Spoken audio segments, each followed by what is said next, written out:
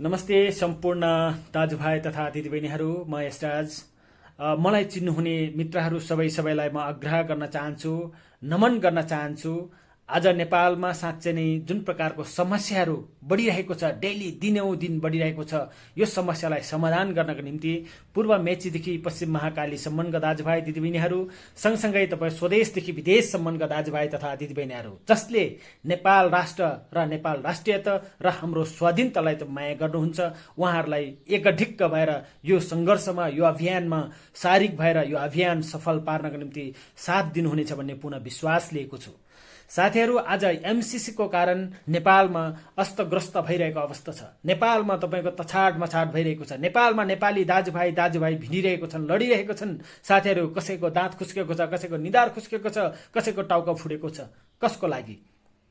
हामी आज कुनै दल विशेष, कुनै एउटा पार्टी विशेषको लागि लडिरहेको छैनौँ, आन्दोलन गरिरहेको छैनौँ। यो राष्ट्र र राष्ट्रियताको तपाईँको चाहिँ निम्ति लडिरहेका छौँ। यहाँको तपाईँ स्वाधीनताको निम्ति लडिरहेका छौँ। हामी एउटा चाहिँ संसारकै तपाईँको चाहिँ कसैको चाहिँ गुलामी नबनेको देश, संसारको एउटा छुट्टै तपाईँको सभ्यता बोकेको देश नेपालमा छौँ र यसको सुरक्षाको निम्ति, यसको चाहिँ संरक्षणको निम्ति आज तपाईँ लाखौँ दाजुभाइ दिदीबहिनीहरू सडकमा उर्लिरहेको अवस्था छ।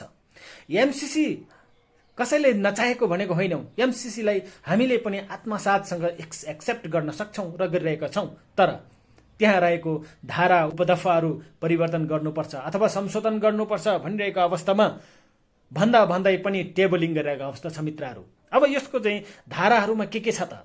यसको दफाहरूमा के लेखेको छ त?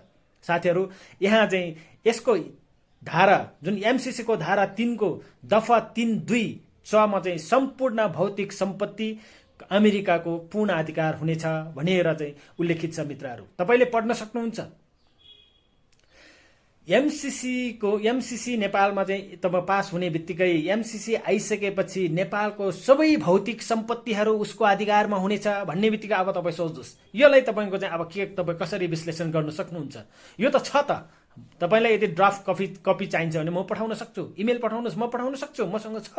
तर साथीहरू, यो संशोधन गर्नुपर्छ भनेको र चाहिँ यो संशोधन नगरिकन जाँदाखेरि भोलि हामी कहाँ पुग्छौँ तपाईँ आफूले विश्लेषण गर्नुहोला, तपाईँ आफूले मूल्याङ्कन गर्नुहोला।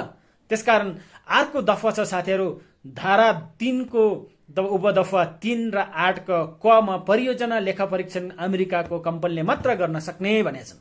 हाम्रो देशमा बसेर कति उसले चाहिँ तपाईँ काम गरेको नगरेको करले के हामी नलिने? हाम्रो देशमा आएर चाहिँ तपाईँ पानी पिइरहेको छ, हाम्रो देशमा आएर तपाईँ चाहिँ परियोजना सञ्चालन गर्दैछौँ भने यसको लेखा परीक्षण नेपाल गभर्मेन्टले गर्नुपर्छ, नेपाल सरकारले गराउनुपर्छ। त्यसकारण यो तपाईँको पूर्ण रूपमा चाहिँ तपाईँको चाहिँ नेपालको थ्रुबाट हुनुपर्छ। यो पनि तपाईँ संशोधन गर्नुपर्छ भन्दाखेरि तपाईँको चाहिँ हाम्रो नेपाली कङ्ग्रेसका साथीहरूको चाहिँ दिमागमा, नेपाली कङ्ग्रेसका साथीहरूको चाहिँ भेजामा यो चाहिँ किन घुस्दैनन्? घुस्नु पर्यो। यो कुनै व्यक्ति विशेष, कुनै पार्टी विशेषको कुरा होइन, यो राष्ट्रियताको विशेषको कुरा हो।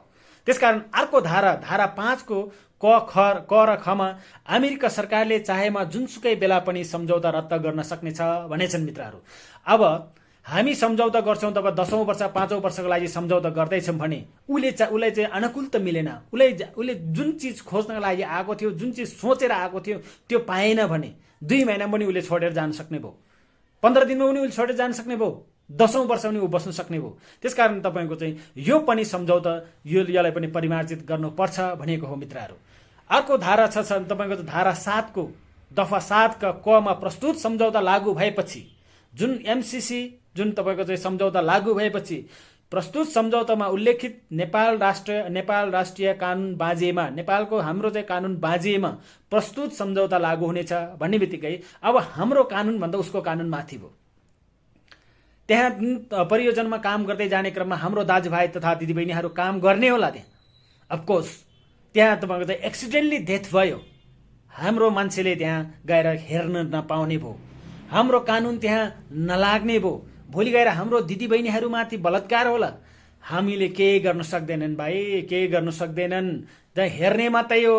त्यसकारण यस्तो सम्झौताहरू तपाईँ पूर्ण रूपमा खारिज अथवा परिवर्तन अथवा परिमार्जित गर्नुपर्छ भनिएको हो। तर नगरिकन चाहिँ टेबलिङ गर्नु भनेको नेपाली कांग्रेस सभापति तपाईँ चाहिँ शेरबहादुर देउवा प्रधानमन्त्रीज्यूको चाहिँ भेजामा चाहिँ के पसेको हो यो हामीले बुझ्न सकिरहेको छैन साथीहरू। अर्को अनुसूची 1 गएको 2 मा यो परियोजनामा नेपाल सरकारले राज्यका कुनै पनि निकायलाई खटाउनु पर्दा एमसीसी को स्वीकृति लिनुपर्छ भनेको छन्। अब त्यो भित्र के भयो कसो भयो कस्तो के भइरहेको छ काम भइरहेको चाहिँ छैन। अब चाहिँ कतिजना चाहिँ तपाईँको मान्छेहरू चाहिँ काम गर्दैछन् कति चाहिँ के हुँदैछन् यी सबै चिज हेर्नका लागि नेपाल सरकारलाई पनि नो इन्ट्री। नर्मल तपाईँ हामी जस्तो जनतालाई त तपाईँको चाहिँ मतलब नै भएन।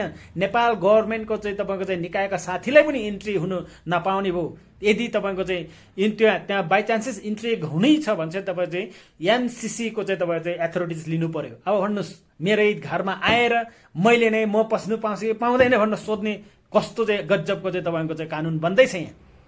यी यस्तो यस्तो चिजहरूलाई चाहिँ परिवारचिन अथवा तपाईँको चाहिँ यसलाई संशोधन अथवा यसलाई चाहिँ तपाईँ चाहिँ डिलेटै गर्नुपर्छ भनेको हो नेपाली जनताले। त्यत्तिको उर्लिएको होइन।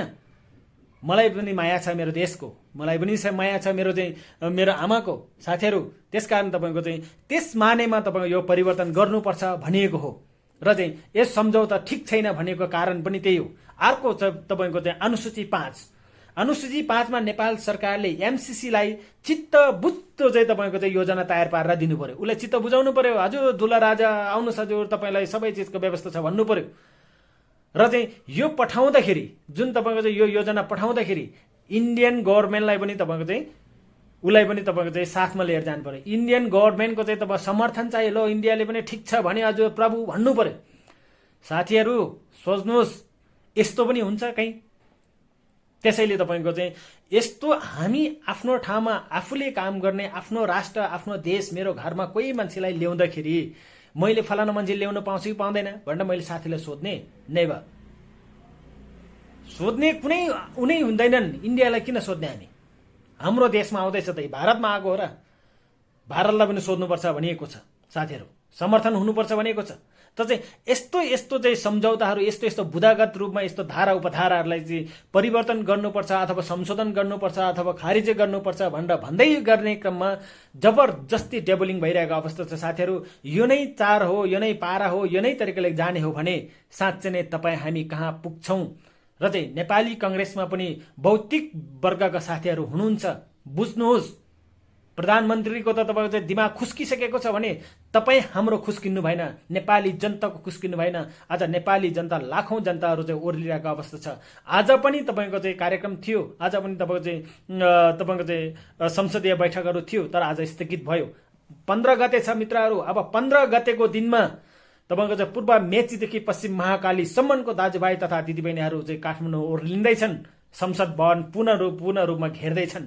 याद राख्नुहोस् किन त्यो एउटा राष्ट्रको निम्ति एउटा राष्ट्रियताको निम्ति चाहिँ काम गर्नको निम्ति साँच्चै नै साथीहरू आज तपाईँ हामी एकजुट हुन अत्यावश्यकता पर्छ। यो सबै चिज संशोधन भएर अगाडि लानुपर्छ भन्दै टेबलिङ हुनु कुनै तपाईँको चाहिँ जबरजस्ती होइन। त्यसकारण यो देश कसैको बाउको पेवा होइन। यो देश नेपाल राष्ट्र एउटा तपाईँको समग्र नेपाली दाजुभाइ तथा दिदीबहिनीहरूको पेवा हो। यो फुलबारीलाई भदाभुङ्ग बनाउने कसैको अधिकार छैन। त्यसकारण यो अधिकार सुरक्षित गर्नका निम्ति सारा नेपाली दाजुभाइ दिदीबहिनीहरू एक हुन म सबैलाई आग्रह गर्न चाहन्छु। धन्यवाद। Thank you.